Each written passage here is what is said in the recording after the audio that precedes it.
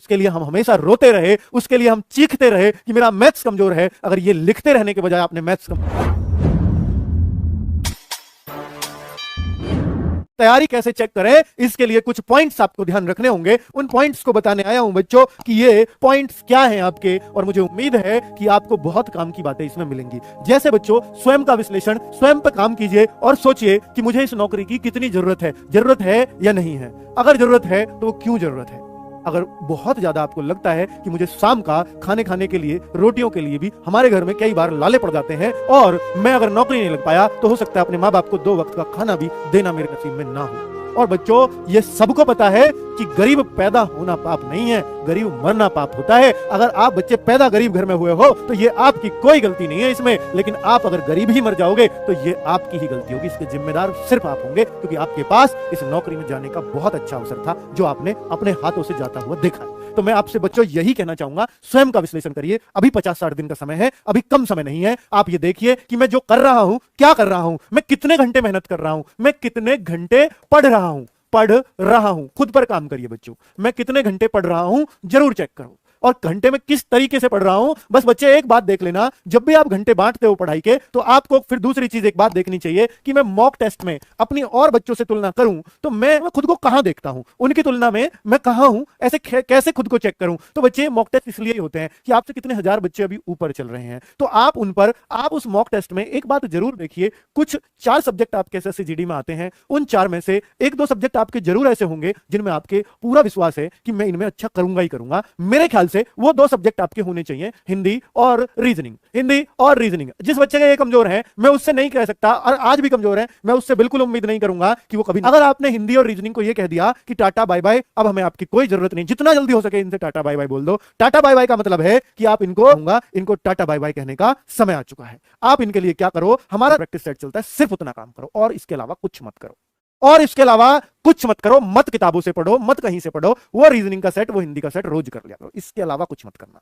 ठीक है, तो इन दोनों की टेंशन आपने खत्म कर दी। अब सारा टाइम सिर्फ 2 चीजों पर देना है, और वो उन 2 चीजों में आपको पहचानना पड़ेगा कि हमारा कौन सा विषय कमजोर है। बच्चे, सभी के 99.99% बच्चों के मैथ या जीएस, बस यही 2 कमजोर मिलते हैं, ये कमजोर किसी के नहीं मिलते। मैथ्स और जीएस, क्या सभी के भी, आपकी भी, अगर क्या इनमें ही गलतियां ज्यादा होती है, खुद बताओ बच्चों कमेंट करके। क्या मैथ्स और जीएस ही आपकी टेंशन है? इनमें भी एक को पहचानो कि इनमें ज्यादा टेंशन कौन सी। कुछ बच्चों का मैथ्स बहुत अच्छा होता है, कुछ बच्चों की रटने की क्षमता बहुत अच्छी होती है, मैथ्स बहुत खराब होता है। तो बच्चे, दोनों के लिए सॉल्यूशन है मेरे पास, दोनों के लिए मेरे पास सॉल्यूशन है। अपने कमजोर विषय को पहचानो। अगर आप मैथ्स को पहचान लिया कि मेरा मैथ्स कमजोर है, तो आप उस मैथ्स में यह बताओ कि आपको बिल्कुल भी उस विषय को, उस सब्जेक्ट को, उस मैथ्स को पढ़ने का मन कतई नहीं करता होगा, और करता भी होगा तो जबरदस्ती करता होगा कि मैं नंबर लाना यार, मेहनत कर लो मैथ्स में। तो बच्चे, वास्तव में ऐसा होता है कि क्योंकि उसको हमने कभी टाइम ही नहीं दिया, उसके लिए हम हमेशा रोते रहे, उसके लिए हम चीखते रहे कि मेरा मैथ्स कमजोर है। अगर ये लिखते रहने के बजाय आपने मैथ्स कमजोर है, ये टाइम मैथ्स को दिया होता तो मैथ्स आज मजबूत हो गया होता, क्योंकि आपने कभी ऐसा सोचा ही नहीं कि मैं मैथ्स को स्ट्रांग भी कर सकता हूं। और बच्चों, अगर सोच लेते तो मेहनत करनी पड़ती, और मेहनत करनी पड़ती तो मैथ्स स्ट्रांग हो गया होता। दूसरा कोई तरीका नहीं है। बस मैं आपसे इतना कहूंगा, जिन बच्चों का मैथ्स वीक है, बच्चे ध्यान देना मेरी बात पर, जिन बच्चों का मैथ्स वीक है, तो आप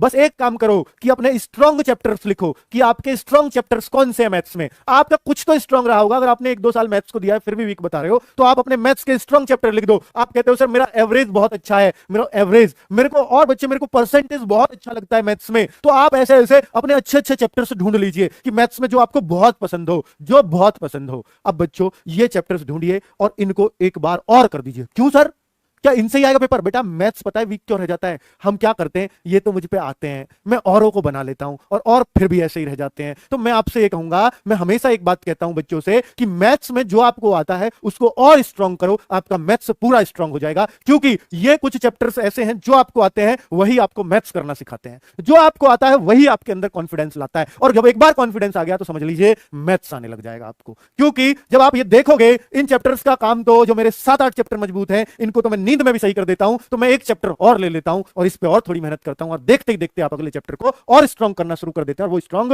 हो जाता है। बच्चों मैं आपसे बात करूं कि अगर मैं आपसे बात करता हूं बच्चे मैथ्स में, ये सब बता रहा हूं बच्चे 12 साल का एक्सपीरियंस बोल रहे हैं, मैं नहीं बोल रहा हूं, बच्चों को उनको मैथ्स कराया है बच्चे, उन बच्चों को मैथ्स कराया है जो मैथ्स में जोड़ते तक डरते थे। आप यकीन नहीं मानोगे, बच्चों गुणा करनी नहीं आती थी, मैं एक गुणा उनको दे दूं कि 32 में 34 की गुणा कर दो कि ये गुणा कर दो और बच्चे वो मैथ्स में वो पूरे में से पूरे करके आए। ऐसे कैसे पॉसिबल है? बस यही है उनके।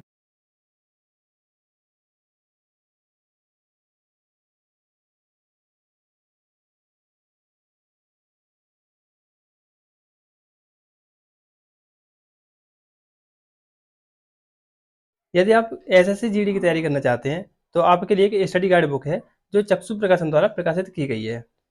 इस बुक से आप अपनी तैयारी को बहुत अच्छा बना सकते हैं। इस बुक में आपको एक साथ ही हिंदी, जीएस, मैथ, रीजनिंग मिल जाते हैं जिनसे आप अपनी तैयारी को बहुत अच्छा बना सकते हैं। अगर आप इनके मॉक टेस्ट लेना चाहते हैं तो आपको इनके प्रीवियस क्वेश्चन पेपर और इनके द्वारा बनाए हुए खुद के 15 मॉक टेस्ट उस बुक में मिल जाते हैं। तो आप इस बुक को ऑनलाइन या ऑफलाइन दोनों प्रकार से ले सकते हैं। यदि आप इस बुक को ऑनलाइन लेना चाहते हैं तो आपको इस बुक का लिंक डिस्क्रिप्शन बॉक्स में मिल जाएगा, वहाँ से आप इस बुक को ले सकते हैं। यदि आप इस बुक को ऑफलाइन लेना चाहते हैं तो ये बुक आपके नज़दीकी मार्केट में उपलब्ध है, आप वहाँ से इस बुक को परचेज कर सकते हैं।